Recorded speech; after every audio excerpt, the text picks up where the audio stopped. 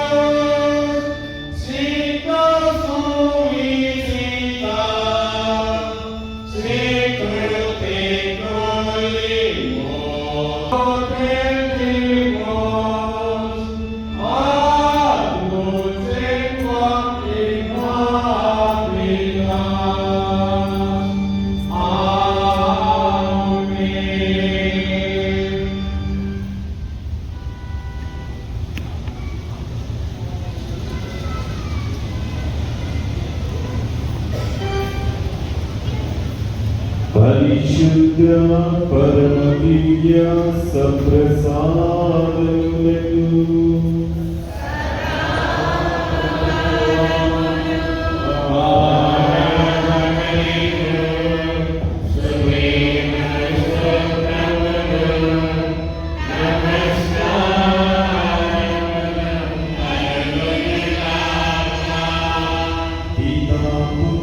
పవిత్రాత్మకు మహిమ కలుగుగాక.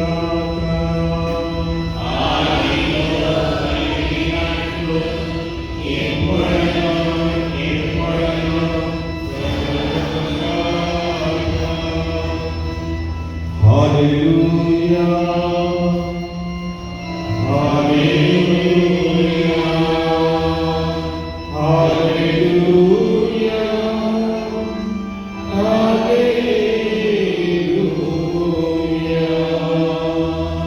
పరిశుద్ధ పరమ దివ్య సప్రసాదములకు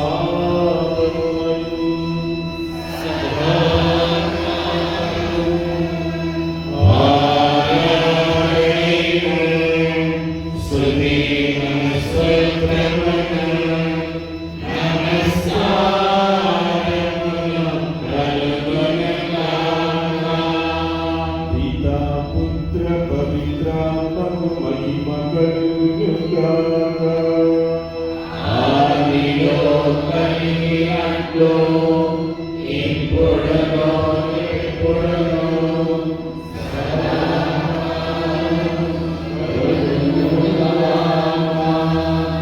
పరిశుద్ధ పరమ దివ్య సప్రసాదములకు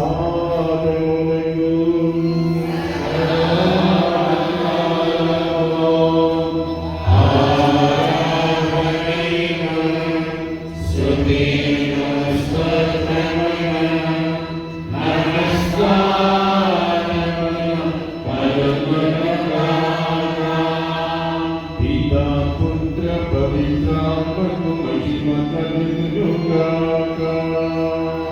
ఆదిలో కలిగినట్లు ఇప్పుడును ఎప్పుడును సదాకాలము కలుగునుగాక.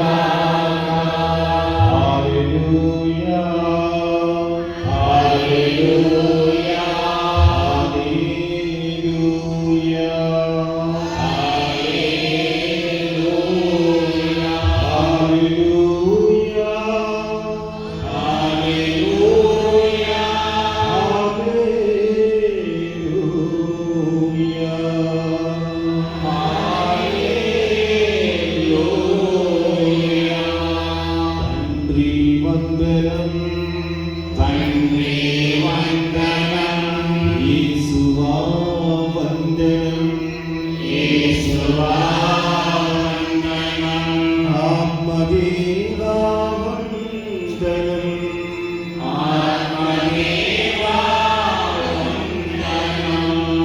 ఏకదేవా వందనం. త్రియేకదేవా వందనం. తండ్రి ఆరాధన, తండ్రి ఆరాధన. యేసువా ఆరాధన, యేసువా ఆరాధన. ఆత్మదేవా ఆరాధన, ఆత్మదేవా ఆరాధన. ఏకదేవా ఆరాధన. త్రియేకదేవా ఆరాధన.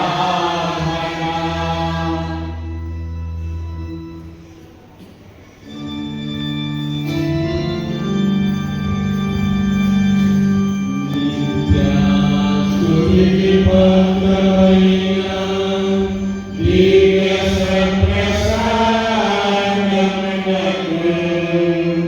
సదాకాలమును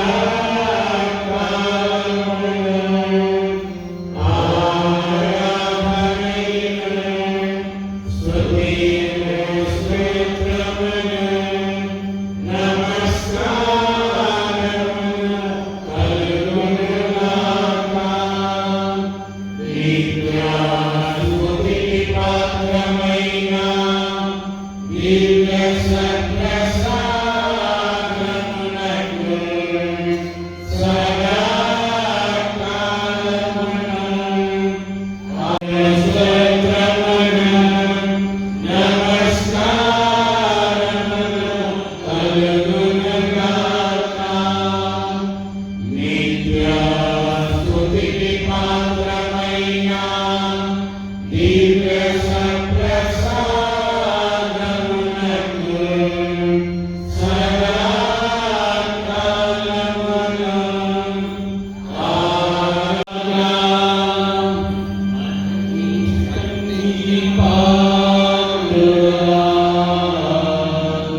నీ జనుల పాపములను మన్నించండి. ఎన్నెన్నటికీ నా మీద మన్నించండి స్వామి. మన్నించండి పాత్రుడా, ఈ జనుల You can run straight and you can take some pictures.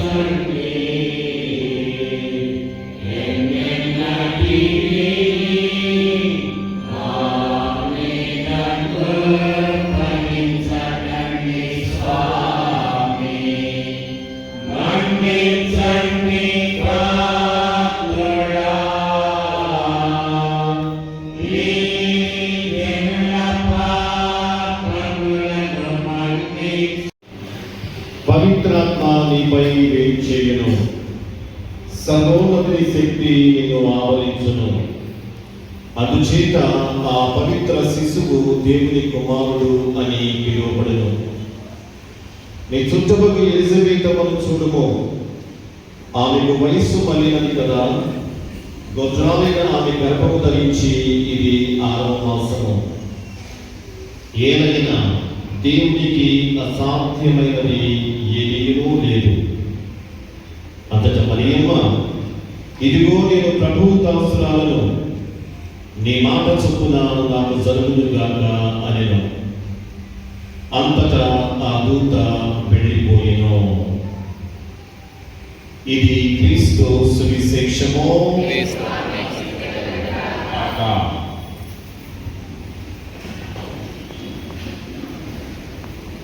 దేవునికి అసాధ్యమైనటువంటిది ఏది కూడా లేదు. క్రీస్తునాథుని ఎంతో ప్రియమైనటువంటి సహోదరి సహోదరులారా, ఒకసారి ఒక టీవీ ఛానల్లో ఒక ఐఏఎస్ ఆఫీసర్ని ఇంటర్వ్యూకి పిలిచారు. ఆయన పేరు విష్ణువర్ధన్ ఐఏఎస్. మీడియాలో ప్రజలంతా కూడా చూస్తూ ఉండగా ఆజ్ తక్ హిందీ ఛానల్ వారు అతనిని ఇంటర్వ్యూ చేస్తూ ఉన్నారు. ఆయన అడుగుతూ ఉన్నారు, ఎలా నీవు ఐఏఎస్ ఆఫీసర్ అయ్యావు? తృణీకరించబడినటువంటి వాడినప్పుడే మీ నాన్న చనిపోయాడు కదా, మీ ఇంట్లో మీ అమ్మ ఒకటే నీకు ఆధారం కదా అని ఆయనను అడిగినప్పుడు ఆయన ఈ విధంగా సమాధానం చెప్తూ ఉన్నాడు. నా ఈ ఘనతకు ప్రధాన కారణము నా ప్రభు అయినటువంటి యేసుక్రీస్తు అని ఆయన బహిరంగంగా ఆ టీవీ ఛానల్లో చెప్పాడు. ఆ తర్వాత వాళ్ళు ఆయన అడుగుతూ ఉన్నారు, ఎలా అయిందయ్యా ఆయన అంతా కూడా అడిగినప్పుడు ఆయన తన జీవిత చరిత్రను చెప్పడం ప్రారంభించాడు. నేను చిన్నపిల్లవాడిగా ఉన్నప్పుడు మా నాన్న చనిపోయాడు. మా నాన్నతో పుత్రులు కానీ మా అమ్మతో పుత్రులు కానీ అందరూ కూడా దూరమైపోయారు. గవర్నమెంట్ స్కూల్లో బాత్రూములు కడగడానికి మా అమ్మ ఆయాగా వచ్చింది. నా పరిస్థితిని బట్టి నేను అనుకునేవాడిని, మా నాన్న బ్రతికుంటే నా జీవితము ఎంత చక్కగా ఉండదు కదా అని చెప్పి వెక్కి వెక్కి ఏడ్చేటువంటి వాడు. నేను ఏడుస్తూ ఉంటే ఒక ఆయన నన్ను చూసి ఓదార్చి సహాయం చేశాడు. సహాయం చేస్తూ ఆయన అన్నాడు, ఇదిగో నేను ఇచ్చేటువంటి సహాయం వలన నీకు ఒక వారం రోజులు సమస్య ఉండదు. నేను ఇచ్చేటువంటి సహాయం వలన ఒక నెల రోజులు నీకు ఇబ్బంది ఉండదు. కానీ నీ జీవితంలో నీకు నిజమైనటువంటి సహాయం ఇచ్చేటువంటి వాడు ఒకరుకున్నారు. మానవులకు అసాధ్యం, కానీ దేవులకు సమస్తము కూడా సాధ్యమే. దేవులకు సమస్తము కూడా సాధ్యమే. ప్రియమైనటువంటి సహోదరులారా, మన యొక్క జీవితంలో ఇక మనకు ఏ ద్రోవ కూడా కనిపించినప్పుడు, ఏ ఆశ కూడా మనకు లేనప్పుడు మనందరం కూడా దేవుని యందు విశ్వాసం ఉంచి ప్రార్థన చేయాలి. అటువంటి సమయంలో దేవుడు తప్పకుండా మనల్ని దీవిస్తాడు, ఆశీర్వదిస్తాడు. దేవుడు మనందరి కోసం కూడా ప్రణాళికలు ఉంచుకున్నాడు. ఆ ప్రణాళిక అనేటువంటిది మనందరి యొక్క జీవితంలో నెరవేరుస్తాడు. ఇర్మియా గ్రంథము 29వ అధ్యాయము 11వ వచనములో ప్రభు అంటూ ఉన్నాడు, నేను నీ క్షేమము కొరకు ఉద్దేశించినటువంటి పథకములు నాకు మాత్రమే తెలియను. నేను నీ అభివృద్ధినే కానీ వినాశనములు కోరను. నేను నీకు బంగారు భవిష్యత్తును నిర్ణయించింది అని చెప్పి ప్రభు అంటాడు. అవును, క్రీస్తునందు ప్రియమైనటువంటి సహోదరులారా, ప్రభు మనందరికీ కూడా బంగారు భవిష్యత్తును అందించడానికి ఒక మానవునిగా ఈ లోకంలోనికి వచ్చి ఉన్నారు. మన కష్టాల్లో పాలు పంచుకోవటానికి, మన బాధల్లో పాలు పంచుకోవటానికి, మనందరికీ కూడా తోడుగా ఉండటానికి ఆయన ఒక పసి బాలుడు రూపంలో ప్రభు అయినటువంటి యేసుక్రీస్తు ఈ లోకానికి వచ్చి ఉన్నారు. పరిశుద్ధ బైబిల్ గ్రంథంలో మనందరం కూడా చూస్తే ఇంకా ఎంతో మంది జీవితాలలో కూడా అసాధ్యమైనటువంటి దాన్ని సుసాధ్యం చేశాడు. యాకోబు కుమారుడైనటువంటి యోసేపును మనం చూసినట్లయితే దేవునికి చాలా ఇష్టమైనటువంటి వాడు. కానీ అన్నదమ్ముల చేతనే బానిసత్వానికి అమ్మబడినటువంటి వాడు. అన్యాయంగా పోటీపడి భార్య వలన జైలు శిక్ష అనుభవించినటువంటి వాడు. కానీ దేవుడు శిక్షించడానికి ఆయనను ఫారో రాజ్యంలో ఒక గవర్నర్గా నియమించడం అనేటువంటిది జరిగింది. దేవునికి సమస్తము కూడా సాధ్యమే. క్రీస్తునందు ప్రియమైనటువంటి సహోదరులారా, మనందరం కూడా క్రిస్మస్ పండుగను జరుపుకున్న మన దేవాలయ పండుగ అయినటువంటి ముగ్గురు రాజుల పండుగను మనందరం కూడా జరుపుకుంటూ ఉన్నాం. ముగ్గురు జ్ఞానులు ప్రభు వద్దకు వెళ్ళారండి. ఎందుకు వెళ్ళారు? ఎందుకు వారిని జ్ఞానులు అంటారు తెలుసా మీకు? ఎందుకంటే వాళ్ళందరూ కూడా ఒక విషయాన్ని గ్రహించారు. యేసుక్రీస్తునందు తప్ప రక్షణ అనేటువంటిది ఇక ఎవరిలో కూడా లేదు. ఈయనైతే రక్షణ కలదు అని చెప్పి వాళ్ళందరూ కూడా వాళ్ళ జ్ఞానంతో తెలుసుకున్నారు. కాబట్టి ప్రభు వద్దకు వెళ్ళారు. నిత్య జీవాన్ని ఇచ్చేటువంటి ఆయన ఈయన ఒక్కడే చెప్పి ప్రభు వద్దకు వెళ్ళారు. నేనే మార్గమును సత్యమును జీవమును అన్నటువంటి ప్రభు మాటలు నమ్మి సత్యము జీవము అని చెప్పి వాళ్ళు ప్రభు వద్దకు వెళ్ళారు. క్రీస్తునందు ప్రియమైనటువంటి సహోదరి సహోదరులారా, ఈ రోజు ఈ ముగ్గురు రాజుల పండుగ ద్వారా మనందరం కూడా నేర్చుకోవాల్సినటువంటి విషయాలు కూడా 4 ఉన్నాయి. ఆ 4 విషయాలు మీ అందరికీ కూడా చెప్పి ఈనాటి వాక్యాన్ని నేను ముగిస్తాను.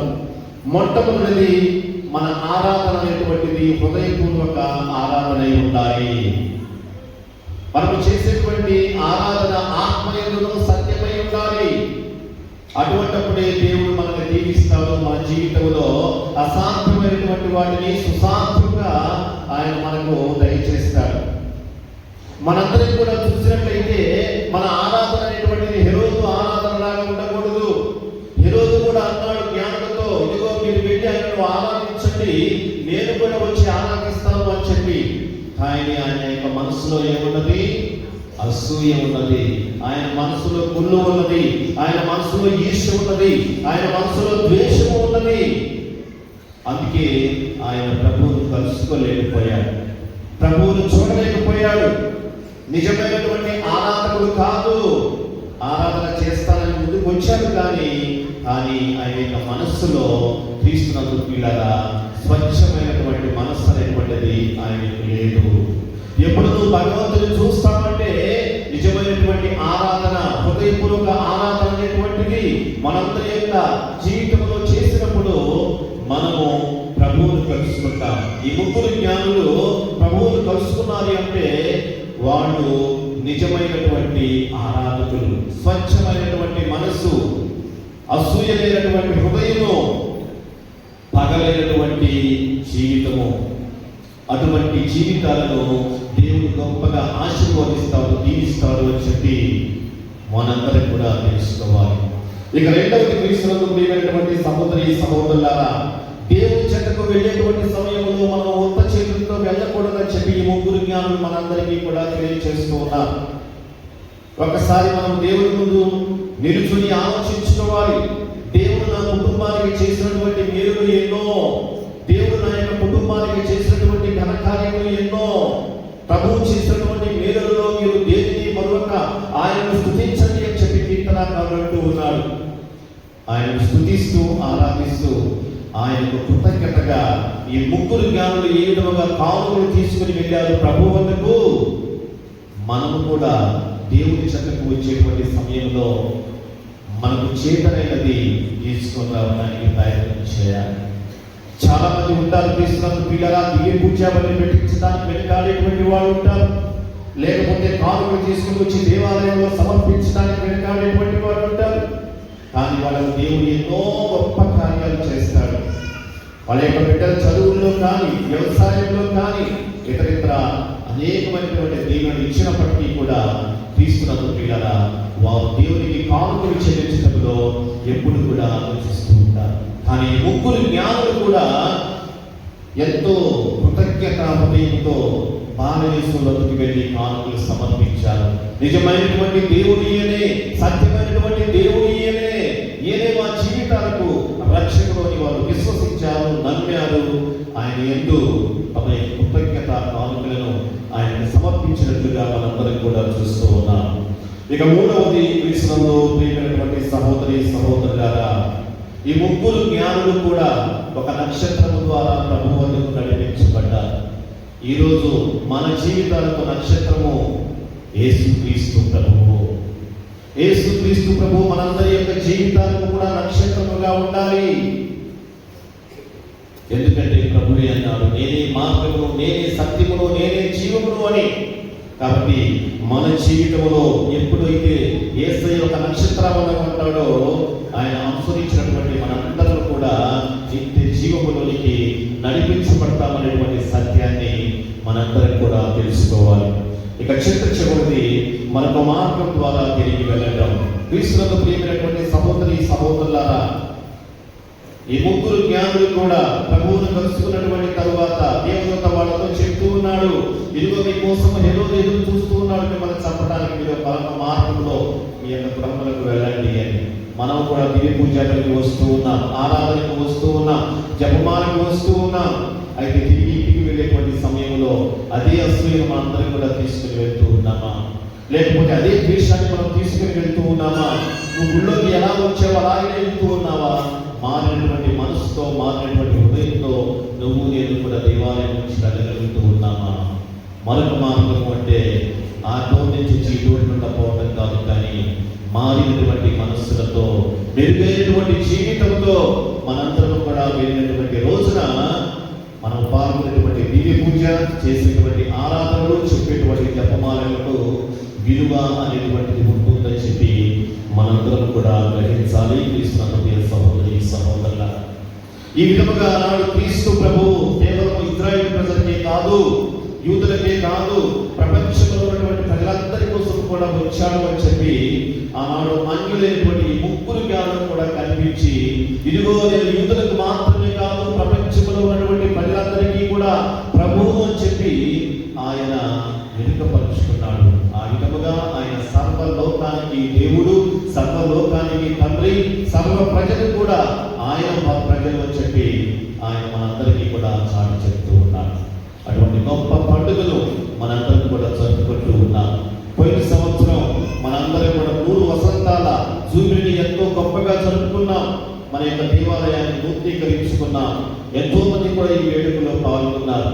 దేవుడు మనందరి యొక్క జీవితాలను గొప్పగా దీవించాడు, ఆశీర్వదించాడు. క్రీస్తునందు ప్రియులారా, అందుకే జూబిలీ వేడుకలు అనేటువంటివి ఎంతో చక్కగా మనందరం కూడా నిర్వహించుకున్నాం. దేవుడు ఎప్పుడు కూడా ప్రణాళికలను మన కోసం ఏర్పాటు చేసుకున్నాడు. ఆయన ఎప్పుడు కూడా మన అభివృద్ధినే కానీ నాశనములు కాదు కోరేది. ఆయన ఎప్పుడు కూడా మన బాగులు కోరుకుంటాడు. కాబట్టి ఈరోజు మనందరం కూడా ప్రార్థన చేద్దాం. రాబోయేటువంటి కాలంలో కూడా ఈ నూతన సంవత్సరంలో దేవుని యొక్క ఆశీర్వాదం అనేటువంటిది మనందరికీ కూడా ఇంకా గట్టిగా ఉండాలి అని. ఒకవేళ మన యొక్క జీవితాల్లో అసాధ్యమైనటువంటివి ఏమైనా ఉన్నాయా? నీ బిడ్డకు వీసా రావటం లేదా? నీ బిడ్డకు బియ్యాలు రావటం లేదా? నీకు సంతానం కలగటం లేదా? లేకపోతే నీ జీవితంలో అశాంతి ఉందా? నీ యొక్క జీవితంలో అప్పులు ఉన్నాయా? లేకపోతే ఇక నా జీవితంలో నా భర్త మారడు, నా భార్య మారదు, నా పిల్లలు మారదు అని చెప్పి ఇది అసాధ్యమని నువ్వు అనుకుంటున్నావా? మానవులైనటువంటి మనందరికీ అసాధ్యమే, కానీ ప్రభువునకు అసాధ్యం కాదు. విశ్వసించేటువంటి వారికి సమస్తము కూడా సాధ్యమే అని బైబిల్ గ్రంథం తెలియజేస్తోంది. ఆ విశ్వాసంతో ఈ నూతన సంవత్సరంలోకి మనందరం కూడా ప్రవేశించాం. దేవుని యొక్క కృప, బాలయేసు యొక్క దీవెనలు, ముగ్గురాజుల యొక్క ప్రార్థనలు మనందరితో పాటు కూడా ఉండాలని మనందరం కూడా 8 సంవత్సరాల ఆరాధనలో ప్రార్థించుకుందాం. పిత, పుత్ర, పవిత్రాత్మ నామమున ఆమేన్.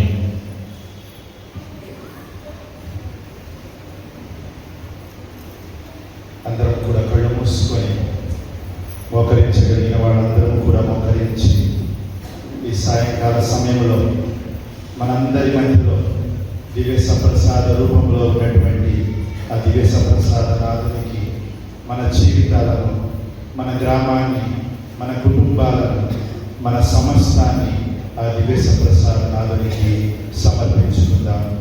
దేవాది దేవుడు గడిచిన కాలమంతా కూడా మన కుటుంబాలని ఆశీర్వదించినందులకు, దీవించినందులకు ఆ దేవాది దేవునికి కృతజ్ఞతలు తెలియజేద్దాం. అడగండి ఇవ్వబడును, తట్టుడి తెరవబడును, వెతుకుడి దొరుకును అని సెలవించిన ప్రభు ఈ సాయంకాల సమయంలో మనం అడిగిన ప్రతి వరాన్ని, మనం తడుతున్నటువంటి ప్రతి తలుపును, మనం వెతుకుతున్నటువంటి ప్రతి సమస్యకు పరిష్కారాన్ని మనందరికీ ప్రసాదించడానికి సిద్ధముగా ఉన్నారు. గడిచిన కాలమంతా కూడా మనలను, మన గ్రామాన్ని, మన కుటుంబాలను ఆశీర్వదించినందుకు ఆ దేవాది దేవునికి కృతజ్ఞతలు తెలియజేద్దాం. ఈ నూతన సంవత్సరంలో దేవాది దేవుడు మన జీవితానికి ఒక నక్షత్రంలాగా, మనను నడిపించేటువంటి ఒక నక్షత్రంలాగా మారాలి అని, మన జీవితాలను ప్రభు యొక్క అడుగు జాడలలో నడిపించుకునే శక్తిని, బలాన్ని దేవాది దేవుడు మనందరికీ ప్రసాదించమని ప్రార్థన చేద్దాం.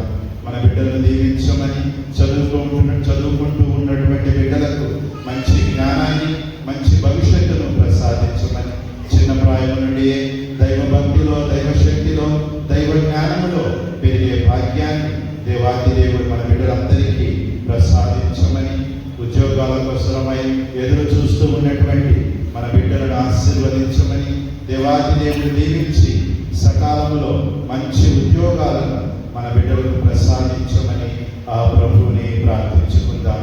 విదేశాలలో ఉన్నటువంటి మన బిడ్డలను ఆశీర్వదించమని, ఎటువంటి ఆటంకములు, ఎటువంటి అపాయములు, ఎటువంటి ఇబ్బందులు కూడా వారి దరికి చేరకుండా వారు వారి జీవితాలను సక్రమంగా జీవిస్తూ దినదినాభివృద్ధి చెందుతూ 30ంతలుగా 60ంతలుగా 100ంతలుగా ఆశీర్వదింపబడాలి అని మన బిడ్డల కోసం ప్రార్థన చేద్దాం. మన పై పంటలను ఆశీర్వదించమని, మన పశువులను ఆశీర్వదించమని, మన కుటుంబాల్లో మనం చేస్తూ ఉన్న, చేయాలి అనుకుంటూ ఉన్న, చేయబోతూ ఉన్న ప్రతి పనిలోను, ప్రతి ఆలోచనలోను, ప్రతి తలంపులోను దేవాది దేవుడు మనందరికీ తోడై ఉండి మన కుటుంబాలను ఆశీర్వదించాలి అని, మన కుటుంబాలను దీవించాలి అని ప్రార్థన చేద్దాం.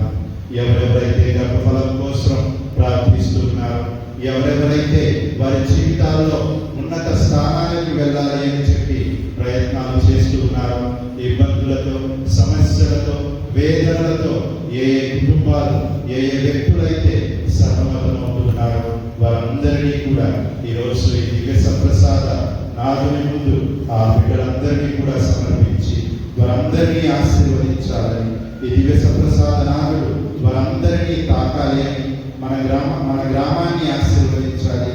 మన గ్రామంలో సేవలు అందిస్తూ ఉన్నటువంటి మన విచారణ గురువులను, సహాయక గురువులను దేవాది దేవుడు ఆశీర్వదించి వారికి మంచి ఆయురారోగ్యాలను దయచేయాలని ప్రార్థన చేద్దాం. మన గ్రామం నుండి ఎంతో మంది గురువులు, ఎంతో మంది మఠవాసులు దేవుని సేవలో ఉన్నారు.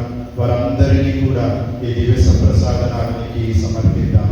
దేవుని సేవలో 30ంతలుగా 60ంతలుగా 100ంతలుగా అభివృద్ధి చెందుతూ దేవుని సేవను ప్రపంచమంతా కూడా వ్యాపింపజేసే శక్తిని, వరాన్ని ఆ బిడ్డలందరికీ కూడా ప్రసాదించమని ప్రత్యేక విధంగా ప్రార్థన చేద్దాం. మన విచారణను, మన సంఘాన్ని, మన గ్రామాన్ని ఆ దేవాది దేవుడు దీవించి మరీ ఎక్కువగా మన గ్రామంలో ఉన్న ప్రతి బిడ్డని కూడా ఆశీర్వదించి దీవించి కాచి కాపాడమని ఈ మనములన్నింటినీ మన ఆదులను మీ కుమారుడైన యేసుక్రీస్తు ద్వారా అడిగి వేడుకొనుచు ఉన్నాము పరమ తండ్రి.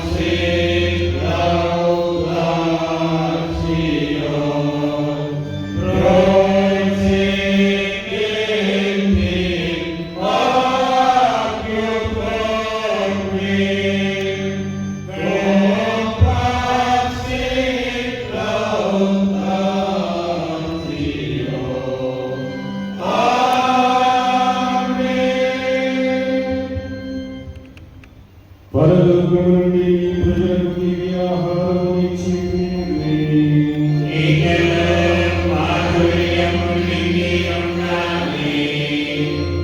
ప్రార్థించుదము. ఓ సర్వేశ్వర, ఈ అద్భుత దేవత జ్ఞానమానము ద్వారా మీ పాదుల జ్ఞాపక చిహ్నమును మాకు సంరక్షించితిరి. మీ దివ్య శరీర రక్తముల పరమ రహస్యములను మేము భక్తి శ్రద్ధలతో పూజింపను. మీ రక్షణ ఫలితమును మేము నిరంతరము చవి చూడను. యుగ యుగములు జీవించుచు పాలన చేయన వారా మాకు అనుగ్రహించండి.